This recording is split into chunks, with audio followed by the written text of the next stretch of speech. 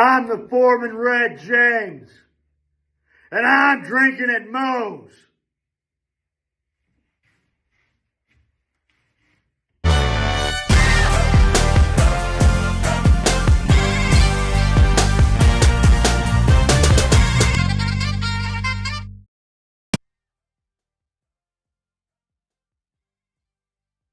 All right, everybody, taking time out before we get this show started. I want to thank Reaper Apparel for having Drinkin' Mo's be a brand ambassador for their clothing line.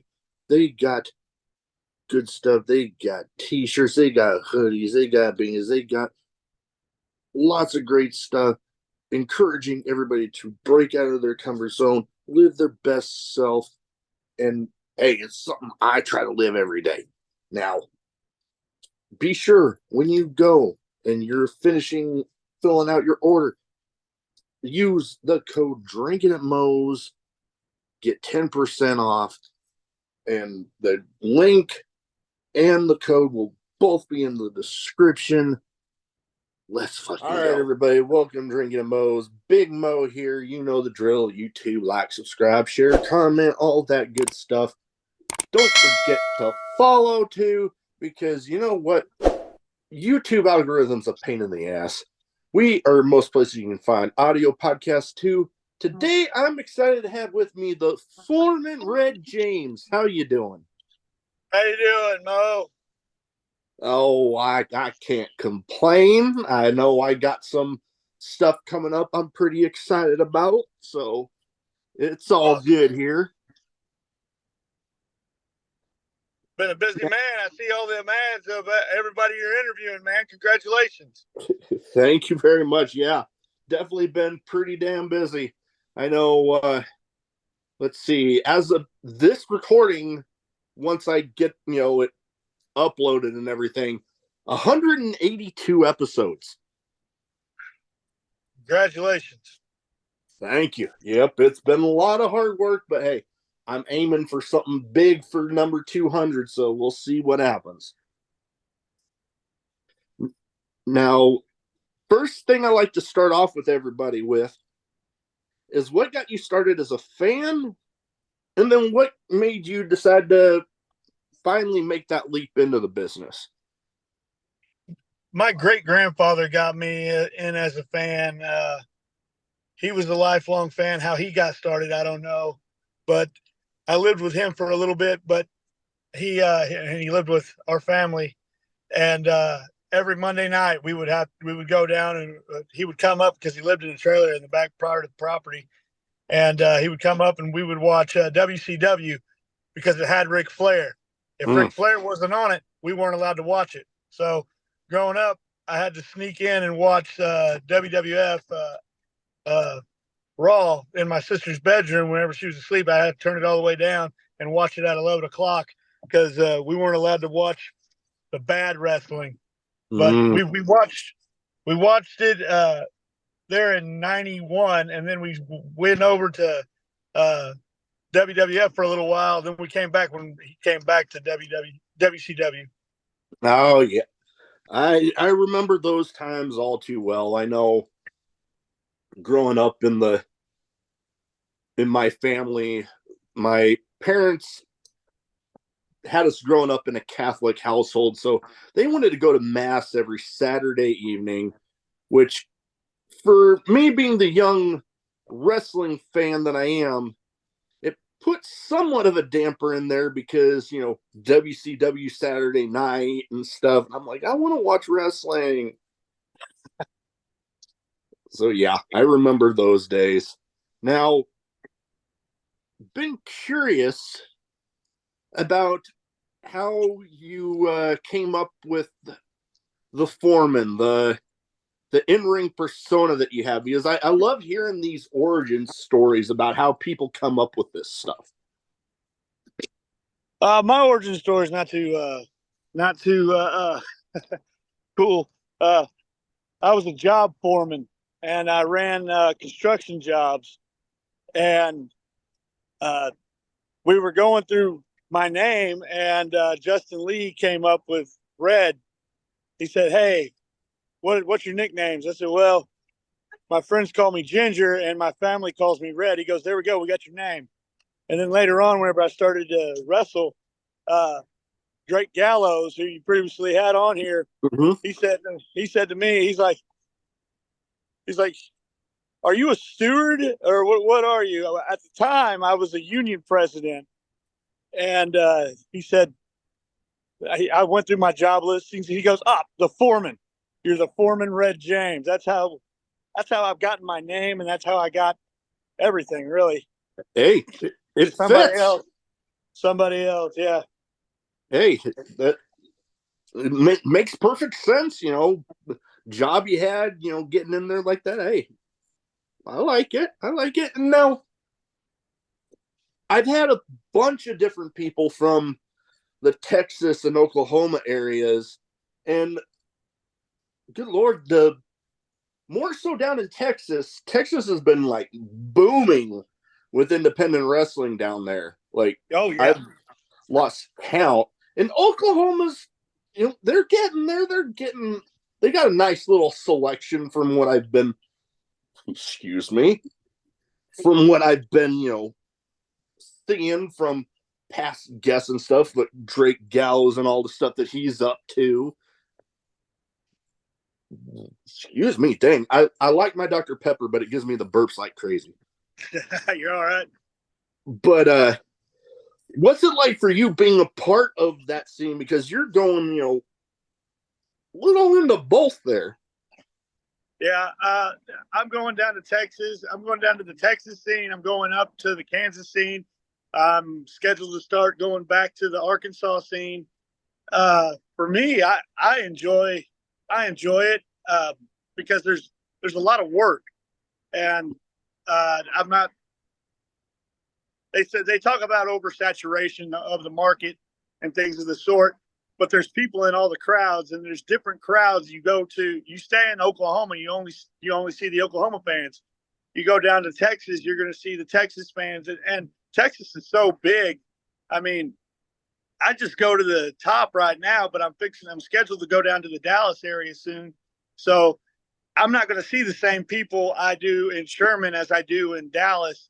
And the Kansas scene, you get up towards Kansas City, it's all different people, and Missouri, it's all different people. Once you go north, it's all different people. There might be one, Luke Langley. He's a Kansas, Oklahoma guy, Missouri, a little bit of Arkansas. I'm not for sure how much of Arkansas, but I'm fixing to go all the way east Arkansas, so I'm not going to know anybody. So I enjoy it. I enjoy the new scenes. I enjoy how much work there is, how many companies there are. It's definitely different styles. Oh. You get down in Texas, they're that Texas strong style. You better bring your A game on your ground and pound. No, Then you get up in Kansas and Oklahoma, and it's more of the old style of wrestling and the old wrestling fans. So it's more, I hate the word, but hokey. It's more of the old mannerisms. Your Ric Flairs, your Terry Funks. It's those kind of styles. yeah. I'm not for sure exactly Arkansas, but from what I can see right now in Eastern Arkansas, it's the old school style and the little bit of the hokey, but it's ground and pound and that kind. Oh yeah, and you talk about Kansas City. That is actually only about about 3 hours from me. I'm in Omaha, Nebraska. Oh, there you go. So I've been down to Kansas City my fair share, and some of my in-laws actually live down there, so I'm down there periodically.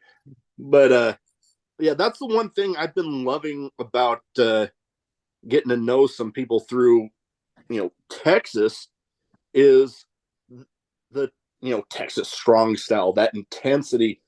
I have tend to gravitate towards those characters that just, I guess, ooze that intensity, for a lack of a better way to put it. Some of my favorites right now on like national television. Samoa Joe, one of my favorites. Swerve. Like I've met him before, and like off camera, one of the nicest dudes out there.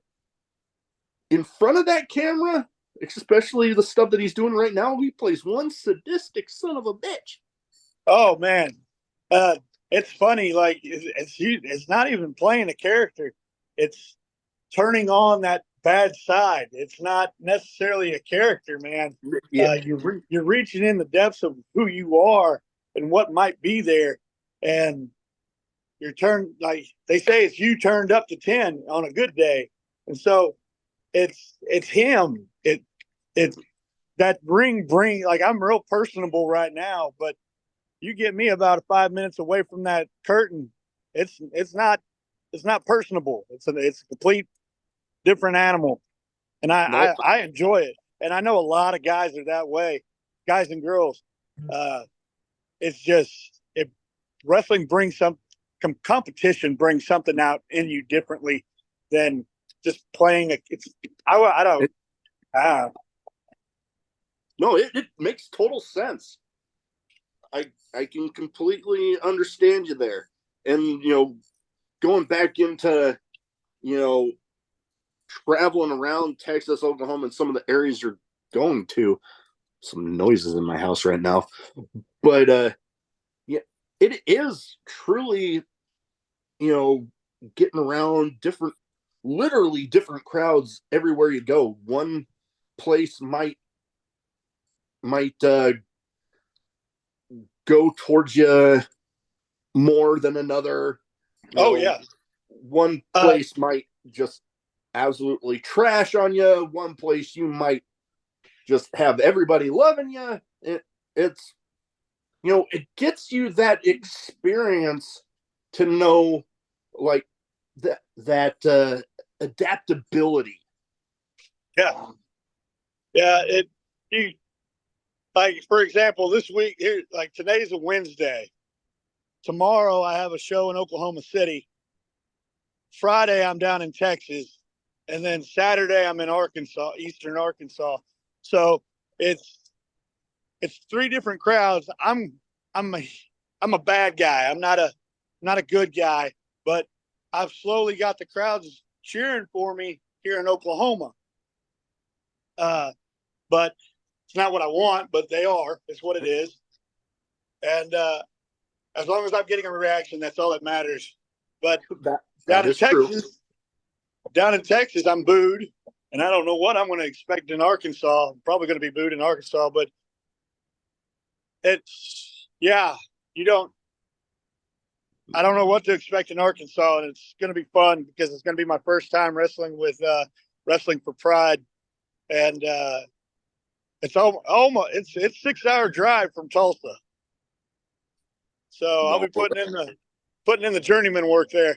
Oh, most definitely. You know what? I actually have that in my notes. These 3 shows you got coming up.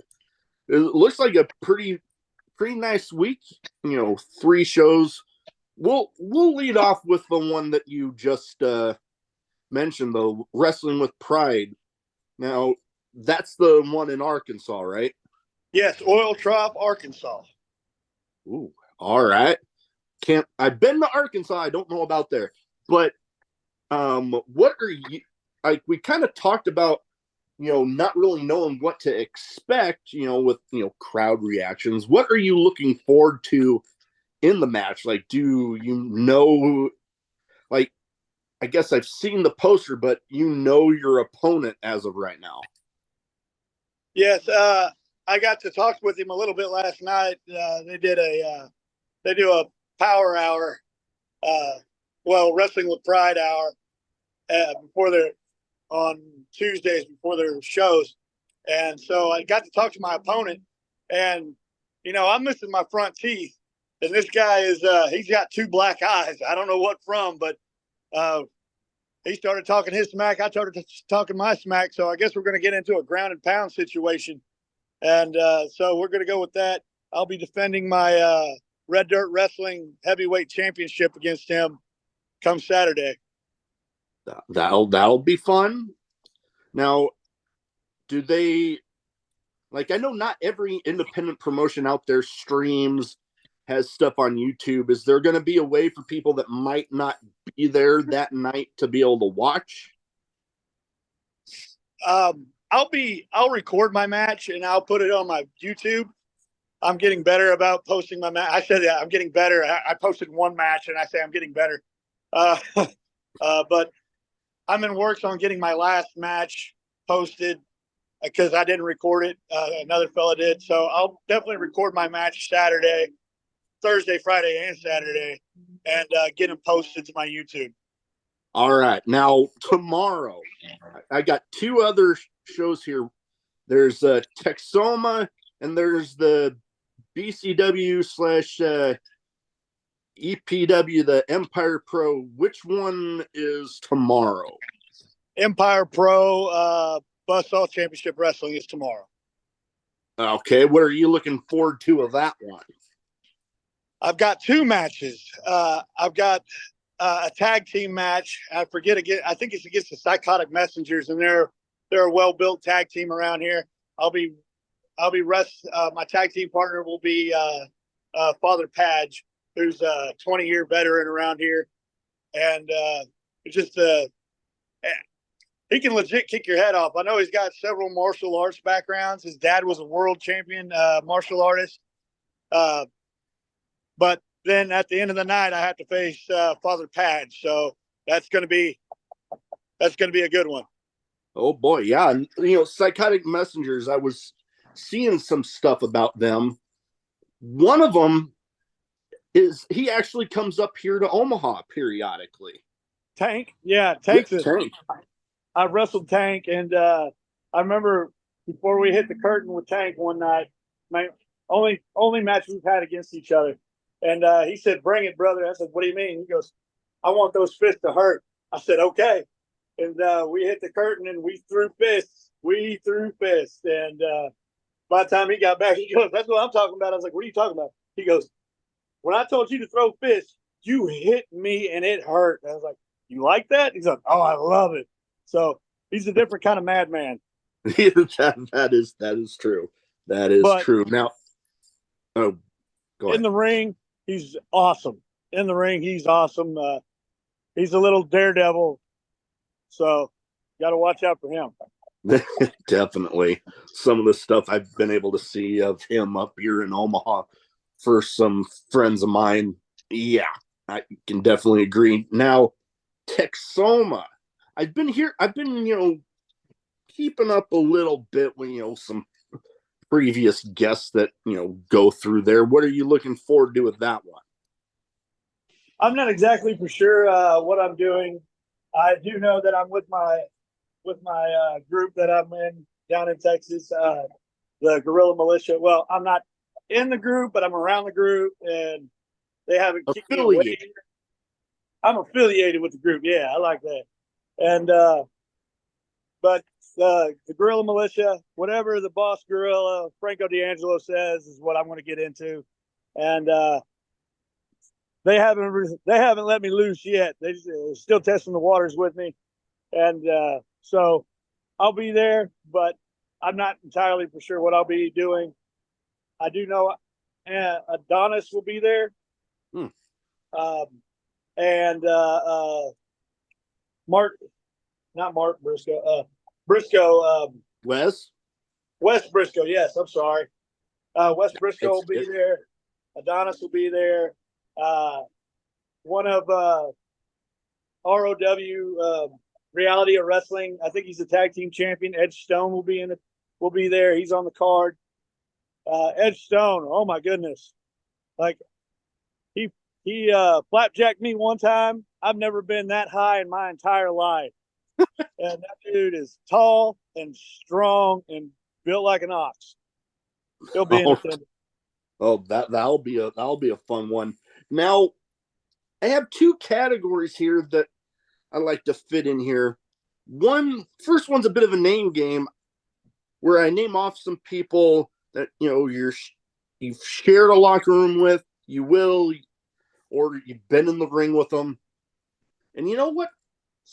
I'm gonna lead off with two that we kind of just brought up here a little bit. First one, I'm damn. Wow. Like I said, Dr. Pepper gives me the burst like crazy, but I love it. First one I am familiar with because of my friends over at Warrior Wrestling out of Chicago. He's a former lucha champ of theirs, Sam Adonis. I've never met Sam Adonis. I've seen a couple of his matches, but guy is he's been on big shows, MLW. He's been a lucha champ. He's been he's if I've only shaken his hand, but I don't know the man that well. Can't speak ill on him. Don't have any stories about it. Nah, it's all good. Now the next one might be a little bit of the same, but Wes Briscoe. He had a pretty good little run there with TNA, Impact, whatever the hell you want to call him. Oh man, Wes Briscoe, awesome guy. Awesome guy. What little time I got to spend with him last month, he was awesome. Really, really nice, very personable. I don't have anything bad to say. I don't know him besides that one time that I met him. I don't imagine that he's going to go ape shit on me because we just don't know each other. But I think it would take a lot to make the guy mad. He's a really personable guy. That's all I have to say about him. All right. Now, these next two, they've both been past guests of the show.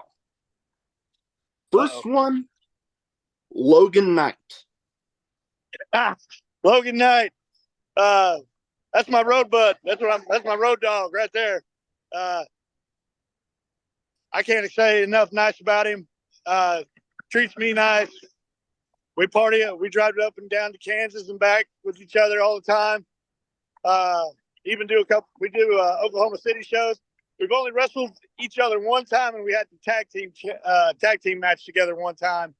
And but I don't have nothing else to say about him. He's a really nice guy. He's my road wife. Yeah, I very much enjoyed having him on. Now, next one, another former guest of the show, Kane Carter. Kane Carter. Kane Carter is a heck of a talent. Heck of a talent. I didn't get to know him that well until recently.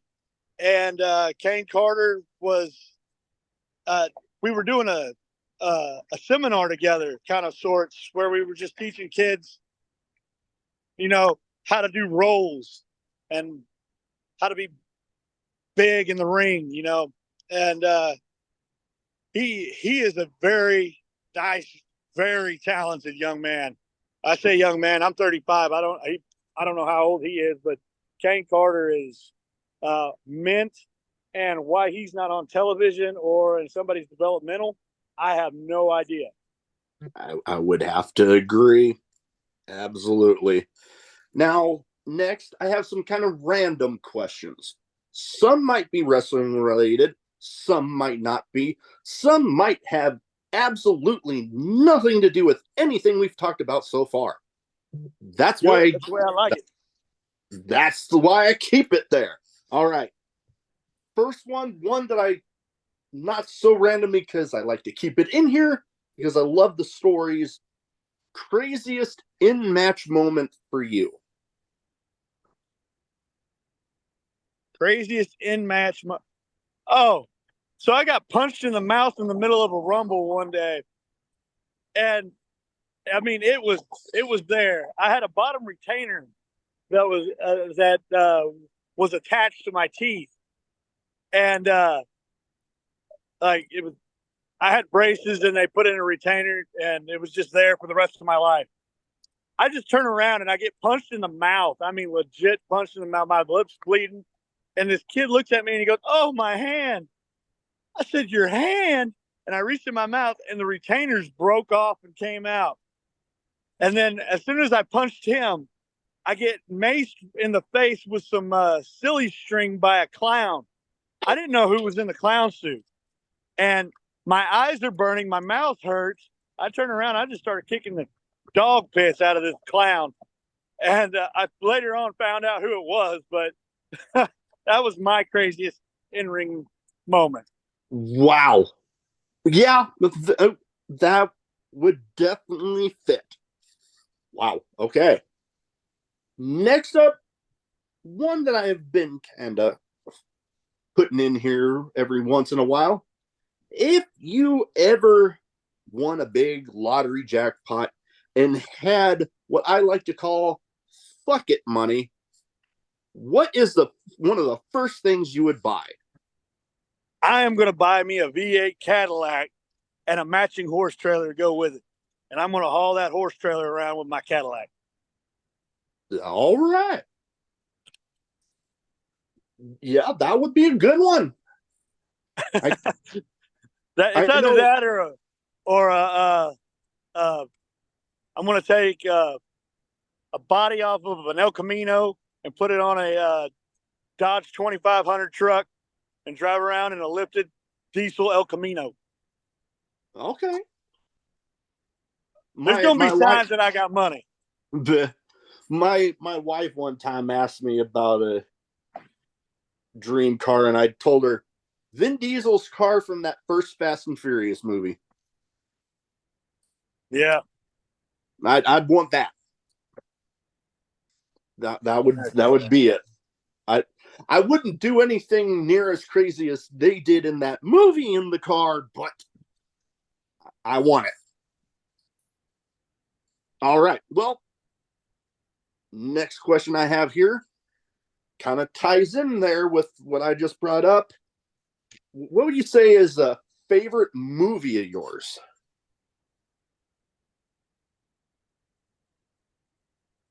Butch Cassidy and his Sundance Kid. All right, classic. I know me. I've seen it's one of my favorites. Forrest Gump. Nice. I do like. I had the soundtrack. It was a 2-disc CD case. Oh man, I wore the hell out of those CDs.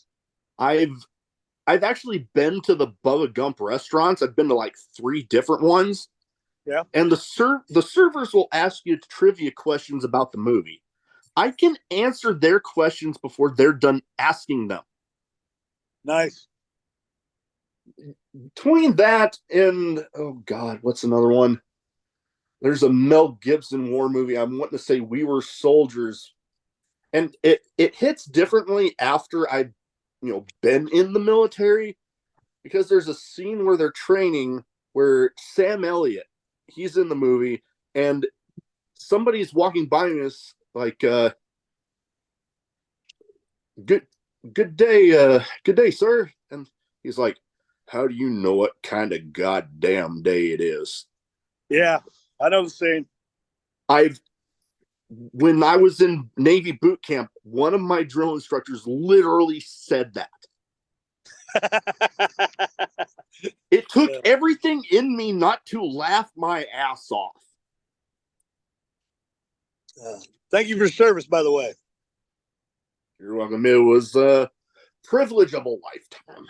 All right, now, this one of the only other ones I like to keep in here, because, with the name of a show like Drinkin' at Moe's, I would feel weird if I didn't have it.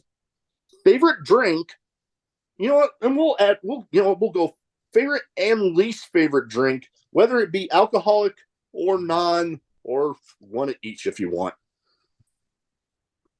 I gave up drinking 8 years ago. I wasn't a good drinker. I was a bad drinker. No. So my favorite soda is RC Cola. Okay, nothing wrong with that. I always tell people that, I put in non-alcoholic because I've had plenty of people on that have given up drinking for one reason or another.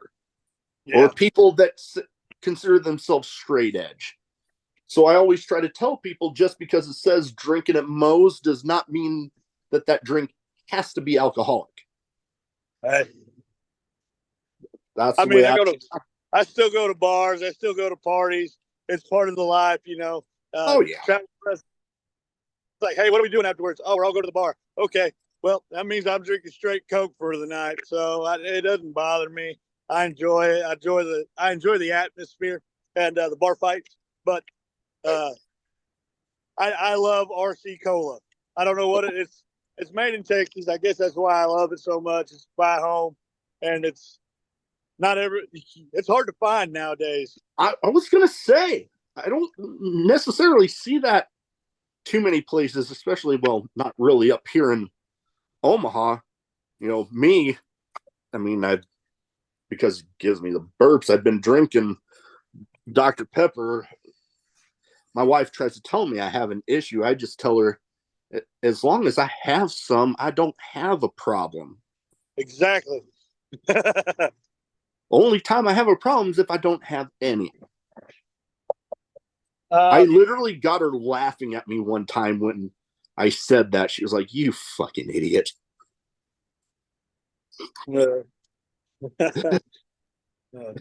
All right. Now, last but not least, best advice for anybody wanting to get into wrestling.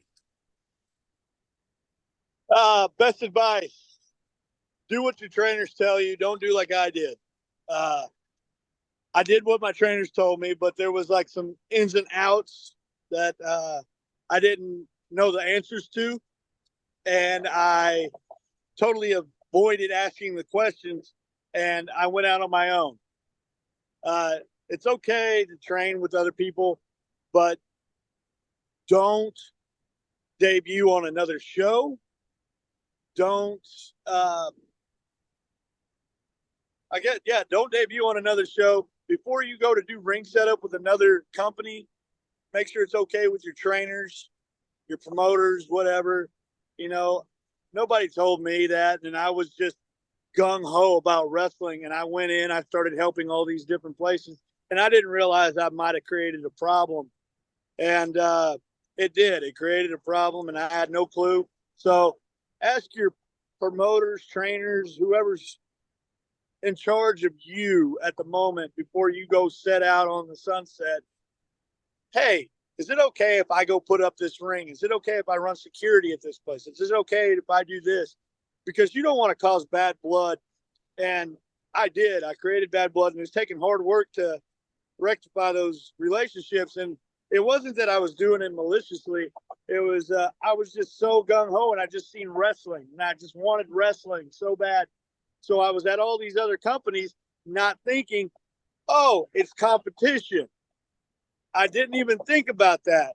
And so stick with your trainers. And I tell that to the new guys that I see in trainings too, whenever they start talking about getting their license. Because here in Oklahoma, you have to have a license for wrestling.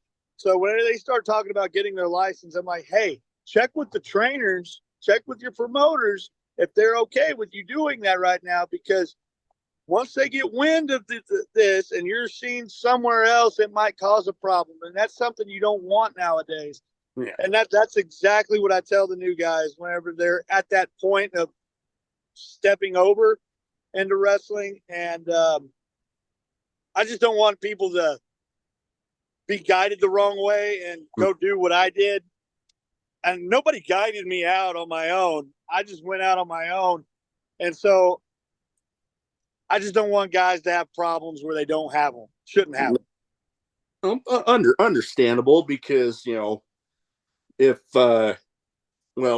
let's say one, like your trainers, let's say you're getting there to where you're, you know, you're progressing along, almost getting into being featured in more shows, but then you're like, you know, oh, they got that over there, I'm going to go there. I can see it. You know, your trainer might not feel like, well, you're, air quotes, ready.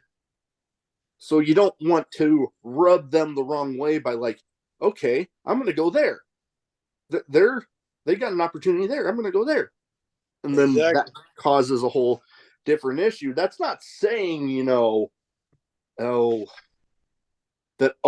can only work for that No, person. no, I'm not. You just got to make sure that, I guess, you have their blessing, I guess, for a That's exactly lack of a it. That's better all way to I'm put it. saying. Yeah, they never told me I couldn't wrestle for anybody else. They never told me this. They never told the trainers I've had, and so it was it was just that common courtesy, I guess, that I was lacking and didn't realize. Nope, I was older whenever I started training. I'm still older than most of the new trainees. I mean, I'm a year and a half in the business, and I'm 35 years old. So, what I can do is look back with maturity and go, I messed up. Where a 20-year-old can look back and be like, F that guy, F them, whatever. But I'm just like, hey, don't cause this problem if you don't want it, because it'll happen. It'll happen. And you don't, they let you go everywhere. They give the blessing for you to wrestle everywhere. They just, they want the more time with you, not to take you, like, to make sure you're ready, like you said. So, yeah, I learned shit the hard way. Yeah, sometimes that happens.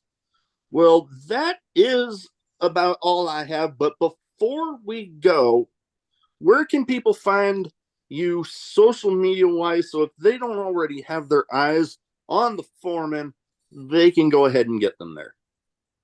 I'm the Foreman Red James on Facebook. I'm also Red James on Facebook. You can send me a friend request at Red James, or you can like and follow the page of the Foreman Red James. I am Joshua Red James on Twitter. I'm Joshua Red James on Instagram. You can find me on Snapchat. I think I'm just Joshua James on Snapchat. I got a Pinterest. I know I got a Tumblr. I don't mess with. I think I got a lot of socials. But yeah, we got those. We got the big ones. YouTube, Joshua Red James on YouTube, and Joshua Red James on Pro Wrestling Tees. Get your the Foreman Red James merchandise there, or message me on Facebook and we can meet up, or I can have it shipped to you. All right, we'll get all that in the description.